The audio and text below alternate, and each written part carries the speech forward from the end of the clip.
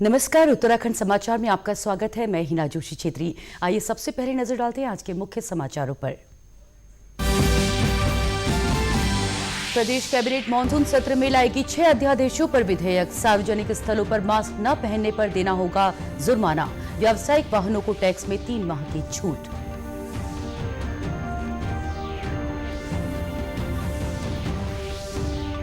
मुख्यमंत्री त्रिवेंद्र सिंह रावत ने कहा, कुपोषण मुक्त भारत के लिए सबको करने होंगे प्रयास। कुपोषण मुक्त बच्चों के अभिभावकों को किया सम्मानित।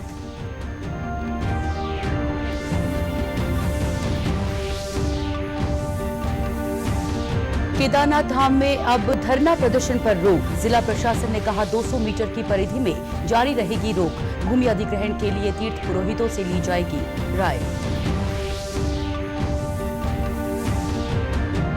और उत्तराखंड में ठंडे इलाकों में भी मिल रहा किंग कोबरा। शोध में हुआ खुलासा। लोगों को मानव सांप संघर्ष के प्रति जागरूक करेगा वन विभाग। अब समाचार विस्तार से। प्रदेश कैबिनेट की आज हुई बैठक में 32 प्रस्तावों पर चर्चा की गई और 30 पर कैबिनेट ने फैसला लिया। कैबिनेट बैठक में विधानसभा सत्र की अवधि को लेकर भी चर्चा हुई। कैबिनेट में कोरोना काल में अन्य राज्यों में आयोजित एक दिन के सत्र का हवाला दिया गया। शासकीय प्रवक्ता मदन कौशिक ने कहा कि एमएसएमई के तहत केंद्र सरकार द्वारा किए गए बदलाव को राज्य में भी लागू कर दिया गया है। इसके तहत अब 1 करोड़ रुपए निवेश वाले उद्योग भी एमएसएमई के दायरे में आएंगे। इसके अलावा सार्वजनिक स्थानों पर मास्क पहनने और जुर्माने के प्रावधान के लिए विधेयक लाने का फैसला भी लिया जाएगा। कैबिनेट ने चिकित्सा शिक्षा नियमावली को मंजूरी दे दी है। प्रदेश सरकार 6 अध्यादेशों को विधेयक के रूप में लाएगी। साथ ही व्यावसायिक वाहनों के टैक्स में भी अगले 3 महीने के लिए छूट दी गई है। मुख्यमंत्री आवास में आज कुपोषण मुक्त उत्तराखंड अभियान के तहत कुपोषण मुक्त बच्चों के अभिभावकों को सम्मानित किया गया। इस मौके पर मुख्यमंत्री त्रिवेंद्र सिंह रावत ने कहा कि प्रदेश में अति कुपोषित बच्चों को गोद लेने का अभियान रंग ला रहा है। बड़ी संख्या में कुपोषित बच्चे सामान्य जीवन जी रहे हैं। उन्होंने कहा कि बच्चों के नियमित और संतुलित खान पान से कुपोषित बच्चे जल्द सामान्य श्रेणी में आ जाते हैं। उन्होंने कहा कि कुपोषण मुक्त भारत बनाने के लिए सबको प्रयास करने होंगे। इस अवसर पर महिला सशक्तिकरण एवं बाल विकास सचिव सौजन्या ने बताया कि पिछले वर्ष जब यह अभियान शुरू हुआ था तब राज्य में 1700 अति कुपोषित और 12,000 कुपोषित बच्चे थे। इस अभियान के तहत 9,177 बच्चों को गोद लिया गया, जिसमें से 2,349 बच्चों में सुधार हुआ है। बच्चों को आंगनबाड़ी कार्यकर्तियों के माध्यम से टेक होम राशन का वितरण किया जा रहा है। सरकार द्वारा अति कुपोषित और कुपोषित बच्चों को प्रति सप्ताह 2 दिन अंडा, केला और दूध दिया गया। इससे भी बच्चों को कुपोषण से सामान्य श्रेणी में लाने में मदद मिली। वहीं बागेश्वर जिले में मौजूदा समय में अति कुपोषित बच्चों की संख्या 23 और कुपोषित बच्चों की संख्या 36 है। जिले में जो अति कुपोषित बच्चे थे वो सामान्य स्थिति में आए हैं। आज पोषण माह के मौके पर महिला सशक्तिकरण एवं बाल विकास राज्य मंत्री रेखा आर्य ने वीडियो कॉन्फ्रेंसिंग के माध्यम से कहा कि प्रदेश भर में कुपोषण से मुक्त हुए बच्चों और उनके अभिभावकों को सम्मानित किया गया। बाल विकास विभाग के जिला कार्यक्रम अधिकारी राजेंद्र प्रसाद बिष्ट ने कहा कि कुपोषित बच्चों को कुपोषण से मुक्त कराने के लिए विभाग कई कार्यक्रम चला रहा है। इसमें गोद भराई और पौष्टिक आहार उपलब्ध कराना आदि शामिल है। कार्यों जैसे सूचना, व्यवहार परिवर्तन और साथ ही साथ जो कुपोषित और अति कुपोषित बच्चे हैं उनको पौष्टिक आहार दिया जाना, उसको साथ ही हम RUTF ready to use therapeutic food दे रहे हैं। और उन बच्चों को जनपद स्तर पर अधिकारियों द्वारा गोद लिया गया जो निरंतर उनके अनुश्रवण कर रहे हैं। उनके माता पिता की काउंसलिंग की जा रही है और साथ ही साथ बच्चों को और उनके माता पिताओं को पोषण, स्वस्थ रहने के उपाय, साफ सफाई के उपाय और जो है साथ ही जो वज़न, मेनली जो वज़न और बच्चे का जो नाटापन है उसको कम करने के तरीके बताए। केदारनाथ धाम में अब धरना प्रदर्शन पर रोक लगा दी गई है। केदारनाथ देवस्थानम के 200 मीटर की परिधि और बैली ब्रिज से मंदिर तक के मुख्य पहुंच मार्ग में धरना प्रदर्शन प्रतिबंधित होगा। रुद्रप्रयाग जिला प्रशासन ने पुलिस अधीक्षक को इस संबंध में दिशा निर्देश जारी कर दिए हैं।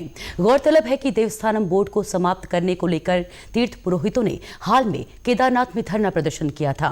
प्रशासन का तर्क है कि देवस्थानम बोर्ड के गठन को लेकर नैनीताल हाईकोर्ट ने तीर्थ पुरोहितों की याचिका निरस्त कर दी थी। इसके बाद ये मांग वाजिब नहीं है। जिला प्रशासन के मुताबिक केदारनाथ में 127 तीर्थ पुरोहितों में से 41 तीर्थ पुरोहितों को उनके भवन निर्मित करने के बाद हस्तांतरित कर दिए गए हैं। जिला प्रशासन ने कहा है कि भविष्य में मास्टर प्लान के अनुसार होने वाले का निर्माण कार्यों में तीर्थ पुरोहितों की राय लेकर और तीर्थ पुरोहितों के सुझावों को सम्मिलित करते हुए प्रशासन द्वारा यथासंभव अंतिम निर्णय लिया जाएगा। किसी भी तीर्थ पुरोहित की विधिक स्वामित्व की भूमि को उनकी सहमति के बिना नहीं लिया जाएगा और शासन आदेश के अनुरूप उचित क्षतिपूर्ति के बाद ही भूस्वामी की सहमति से भविष्य में आवश्यकता होने पर निजी भूमि को लेने पर कार्रवाई होगी। श्राद्ध पक्ष की अमावस्या यानी पितृ अमावस्या के मौके पर आज हर की पैड़ी पर श्रद्धालुओं ने स्नान किया। वहीं कुशावृत घाट पर भी अन्य प्रांतों से आए श्रद्धालुओं ने अपने पुरखों का पिंडदान और श्राद्ध कर्म करवाया। कोरोना महामारी को देखते हुए आज पौराणिक नारायणी शिला को श्रद्धालुओं के लिए बंद रखा गया था। गंगा सभा के पदाधिकारी पंडित उज्जवल ने बताया कि पितृ अमावस्या पर गंगा में स्नान करने और अपने पूर्वजों के प्रति पिंडदान का काफी महत्व है। अमावस्या के दिन पितरों के प्रति पिंडदान करने से उन्हें मोक्ष की प्राप्ति होती है। इस गंगा नदी के तट पर जो व्यक्ति अपने पितरों के निमित्त श्राद्ध, पिंडदान, तर्पण ये सब करता है, जन्मों जन्मों का उसको पाप नष्ट होते हैं, उसके पितृ प्रसन्न होते हैं, घर में धन धान्य ऐश्वर्य सुख की प्राप्ति होती है। नारायणी शिला के संचालक पंडित मनोज त्रिपाठी ने बताया कि कोरोना महामारी को देखते हुए आज प्रशासन के निर्देशानुसार नारायणी शिला के कपाट बंद रखे गए थे। वहीं बद्रीनाथ धाम में श्रद्धालुओं ने ब्रह्म कपाल पहुंचकर अपने पितरों के मोक्ष के लिए पिंडदान और तर्पण किया। बद्रीनाथ धाम के धर्माधिकारी भुवन चंद्र उनियाल ने बताया कि मान्यता है कि बद्रीनाथ धाम में स्थित ब्रह्म कपाल में भगवान शिव को खुद ब्रह्म हत्या के पाप से मुक्ति मिली थी। पौराणिक महत्व जहाँ तक ब्रह्म कपाल का हम देखते हैं कि भगवान शंकर को ब्रह्म हत्या का पाप लगा, कारणवश ब्रह्मा का 5वां सिर भगवान शंकर अपने त्रिशूल से काट गए और जब ब्रह्म हत्या का पाप लगा सारे संसार में घूमते रहे, ब्रह्म हत्या न छूटी और जब बद्रीनाथ आए, भगवान बद्रीनाथ के दर्शन के तुरंत बाद ब्रह्म कपाल एक जगह है, एक पत्थर है जिसे ब्रह्म कपाल कहते हैं। बताया जाता है कि ब्रह्मा का कपाल यहीं पे छूट गया और यही पिशाच मोचन तीर्थ भी है, पितृ मोचन तीर्थ भी है, ब्रह्महत्या मोचन तीर्थ भी है। तो भगवान शंकर की ब्रह्महत्या छूट गई, सामान्य की बात ही कुछ और है। जलवायु परिवर्तन का असर अब सांपों पर भी नजर आने लगा है। कुमाऊं के गर्म स्थलों पर पाए जाने वाला किंग कोबरा अब ठंडे इलाके में भी मिल रहा है। उत्तराखंड वानिकी अनुसंधान संस्थान हल्द्वानी की एक शोध रिपोर्ट में कहा गया है कि किंग कोबरा नैनीताल के मुक्तेश्वर और अल्मोड़ा जैसे ठंडे इलाकों में भी मिल रहा है। शोधकर्ताओं ने इस पर आश्चर्य जताया है। संस्थान के निदेशक संजीव चतुर्वेदी के मुताबिक दुनिया में पहली बार 2200 से 2400 मीटर की ऊंचाई पर किंग कोबरा का अस्तित्व दिखाई दिया है। ये ऐसी जगह है जहां सर्दियों में जमकर बर्फबारी होती है और साल भर तापमान बेहद कम रहता है। और जो हमारे अनुसंधान है उसके अनुसार किंग कोबरा उत्तराखंड में नैनीताल जिले में इसकी काफ़ी अच्छी साइटिंग्स हुई हैं और ये नैनीताल का जो प्लेन एरिया है कार्बेट नेशनल पार्क से लेके छकाता रेंज तक का, और इसके अलावा जो मिडिल एल्टीट्यूड के एरिया हैं जोलीकोट, भुवाली और उसके बाद जो ऊपर के एरिया हैं मुक्तेश्वर, वहाँ तक ये पाया गया। और जो एक बहुत ही एक आश्चर्यजनक ये तथ्य है कि एक ही ज़िले में इतने ज़्यादा एल्टीट्यूड वेरिएशन में 350 मीटर से लेके 2200 मीटर तक के बीच में किंग कोबरा जो कि एक रेप्टाइल है और जो मतलब कि वो अपना टेम्परेचर बॉडी का उसका बाहरी टेम्परेचर के हिसाब से एडजस्ट नहीं हो सकता है, तो वो कैसे इतनी ऊंचाई तक जो है एक इतने एल्टीट्यूड वेरिएशन में पाया जाता है। तो ये एक बड़े एक आश्चर्य की बात है। तो ये हमारे शोध की कुछ मेन फाइंडिंग है। उत्तराखंड में अच्छे वातावरण की वजह से यहां अब कई तरह के सांपों ने अपना बसेरा बना लिया है। इसे देखते हुए वन विभाग ने सांप और मानव टकराव के प्रति लोगों को जागरूक करने के लिए प्रोजेक्ट भी शुरू करने की बात कही है। नैनीताल जिले में जो कोबरा 200 से 400 मीटर की ऊंचाई में बसे तराई भाबर के जंगलों में मिलते हैं, वहीं 2200 से 2400 मीटर की ऊंचाई पर भी मिल रहे हैं, जो हैरान करने वाली बात है क्योंकि दोनों के तापमान में भी जमीन आसमान का अंतर है। तराई भाबर का तापमान जहां 5 डिग्री से लेकर 48 डिग्री तक जाता है, वहीं ऊंचाई वाली जगहों का तापमान 0 भी रहता है। वन विभाग के आंकड़ों के मुताबिक इन इलाकों में साल 2010 से लेकर 2015 तक कुल 132 बार कोबरा दिखे हैं, जिसमें से राज्य के 5 जिले शामिल हैं। नैनीताल में 83, देहरादून में 32, पौड़ी में 12, उत्तरकाशी में 3 और हरिद्वार में 2 बार किंग कोबरा दिखा है। वन विभाग रेंजर मदन बिष्ट के अनुसार शोध में बीरभट्टी, जोलीकोट और मुक्तेश्वर में किंग कोबरा के रहने की जगहों के पास कैमरे लगाकर शोध किया गया। कैमरा जो सबसे पहले जो कैमरे लगे थे वो तो आपके जोलीकोट के इर्द गिर्द लगे थे, इधर आपके बीरभट्टी के इर्द गिर्द लगे हैं और इधर नथोखान के। उससे निकल के आया कि जो किंग कोबरा है वो अपना घोंसले बना रहा है, अंडे दे रहा है, नेस्टिंग कर रहा है। और दूसरा उससे ये हो गया मूवमेंट की किंग कोबरा चूंकि दूसरे जहरीले सांपों को खाता है, मनुष्य को किसी तरह का कोई नुकसान नहीं करता है, इसलिए इनको संरक्षण करने की बहुत आवश्यकता है।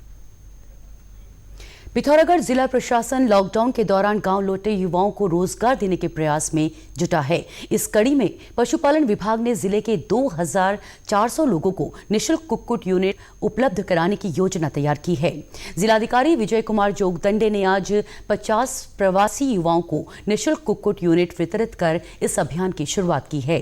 सभी लाभार्थियों को मुर्गी पालन की ट्रेनिंग भी दी गई है। इस मौके पर जिलाधिकारी ने कहा कि सरकार द्वारा स्वरोजगार उपलब्ध कराने के लिए अनेक योजनाएं संचालित की गई हैं, जिनमें मुख्यमंत्री स्वरोजगार योजना भी शामिल है।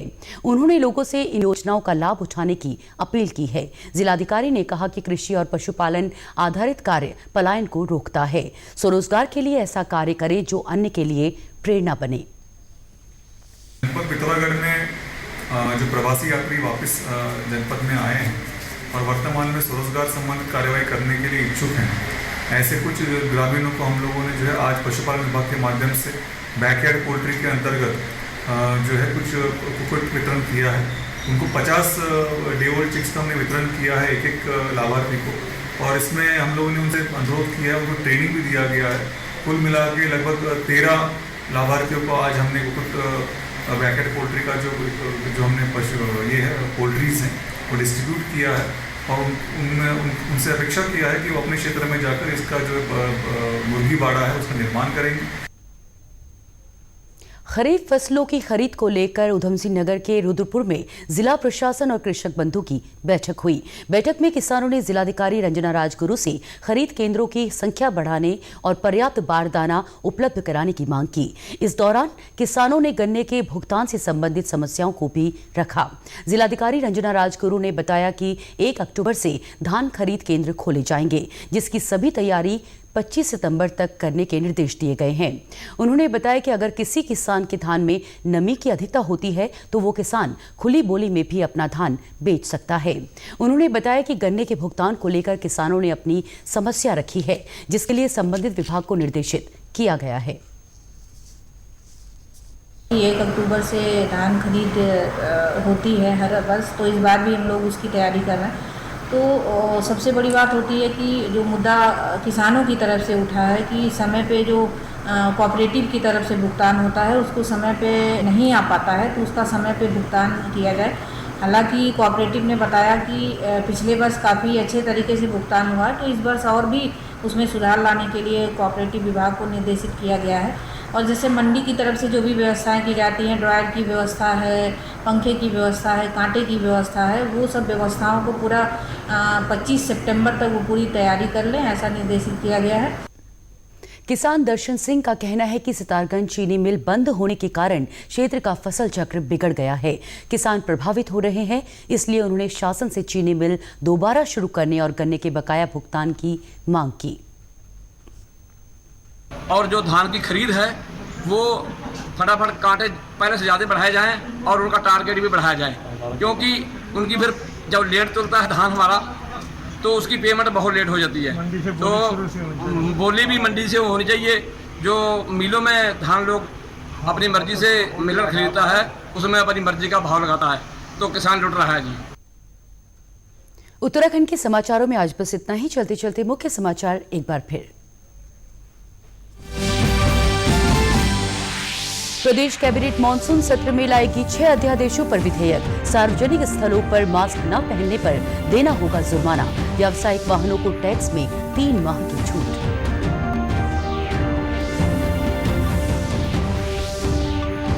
मुख्यमंत्री त्रिवेंद्र सिंह रावत ने कहा, कुपोषण मुक्त भारत के लिए सबको करने होंगे प्रयास। कुपोषण मुक्त बच्चों के अभिभावकों को किया सम्मानित।